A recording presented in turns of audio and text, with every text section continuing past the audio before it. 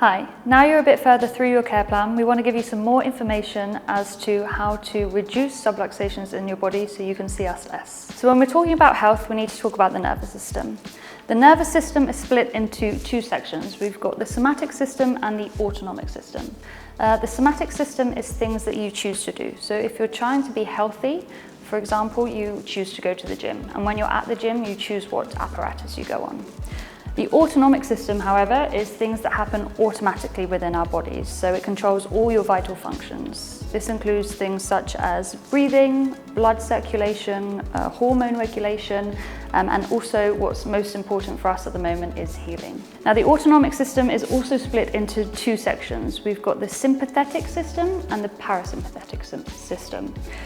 Now, these are medical terms, so to make it more easy to understand, we're going to call the sympathetic system the stress system and the parasympathetic system the rest system. Now, these two systems cannot be functioning at the same time. We can kind of look at it as though it's the gas and the brakes within the car. If the gas is on all the time, the car is going to overheat and eventually it could start a fire. If the brake is on all the time, we're not going anywhere, there's no momentum, there's no change. So to have a healthy system and to be healthy, what we need is a good combination of these two things. So let's talk about some good combinations that happen in the body then. When we talk about good combinations, we're talking about acute stresses. So an acute stress, for example, could be when you're thirsty, that's an acute stress. Also when you're hungry, or when you're doing exercises. These are all acute stresses. Now, when you have done exercise and your body is in relaxation, your body is then at rest. After eating, your body is at rest, and also after drinking, your body is at rest. So within this system, you're having a very healthy response to your environment. We also have chronic stresses, and chronic stresses are where the problems come in. Chronic stresses are things such as not enjoying your work, eating too much fast food, drinking too much alcohol, and problems at home. Now, as you can see with these chronic stresses, they're on a lot more of the time, so that gives a lot less time for the rest system to come on. So here then you can see this big divide, and this is where the issue comes in, and this is why so many people have symptoms and so many people are sick.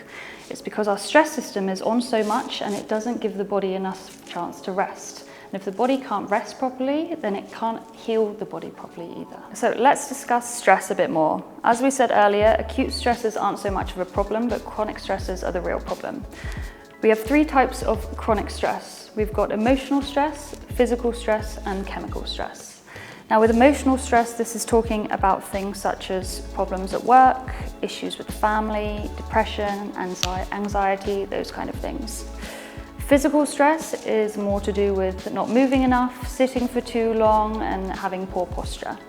And chemical stress is to do with not eating enough good fruit and vegetables, eating a lot of takeaways, drinking lots of alcohol, and things such as smoking, and of course taking medication. So it's not one of these things, but all of these things combined is what leads to what we call a subluxation. Now, a subluxation is a blockage within your spine where two parts of the spine aren't moving properly, and it causes an interference within the nervous system. When we've got an interference within a nervous system, that is what leads to a decrease in function in the nervous system. Now, at this point, the body is able to try and adapt and compensate with these decrease in function, but it comes to a point where it can no longer do this. And that is what then eventually leads to symptoms. The problem with this is that most people don't know about what happens in the body here. So when they get symptoms, the first thing they do is go to a doctor, they go to a specialist, or they go to a physio. Now, these people can really help. If I have a broken arm, I want to go to a doctor. There's nothing a chiropractor can do to help with a broken bone. If I have a heart attack, I want to go to a cardiologist, a specialist in hearts. And if I have an injury in a muscle because of sports, I would go to a physio for rehabilitation. The problem with this is that these people treat everything as an emergency. And this leads to more medication,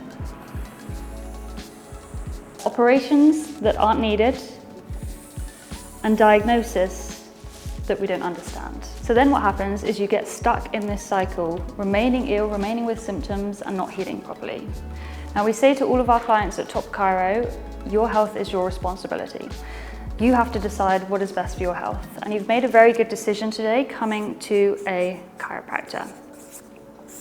As chiropractors, we correct these subluxations within the spine to help your body function better and begin to heal properly. So this process is of course going to take time. So the time it takes to get from here to functioning properly depends on some different factors. The first thing it depends on is how long you've had the symptoms, and the second thing it depends on is how you manage these chronic stresses within your life. Now, chronic stress is in everyone's life. We can't get away from it, but what we can try and do is manage it and minimize it as much as possible. And the more that you can minimize the stress within your life, the less symptoms you're going to have, the better that you're going to function, and the less time you're going to have to be spending with us at the chiropractors. So if you want to know any more about these different types of stresses, then please talk to your chiropractor at your next appointment.